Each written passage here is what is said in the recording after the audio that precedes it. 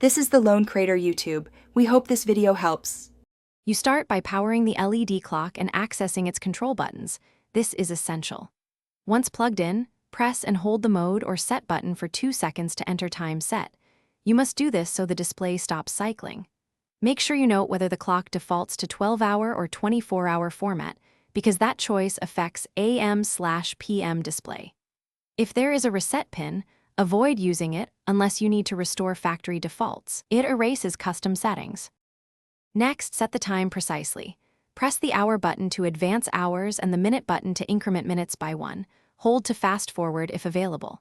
Once the numeric time blinks, adjust brightness or night mode with the brightness or menu button. Choose a lower % for nighttime to reduce glare. After adjustments, press set or mode again to save. This stops the blinking and locks the time. If your clock has dual zones or DSD options, change them now so your display remains accurate automatically. Finally, sync and verify accuracy. If the clock supports phone or radio synchronization, initiate sync and watch the digits update. This keeps time within seconds.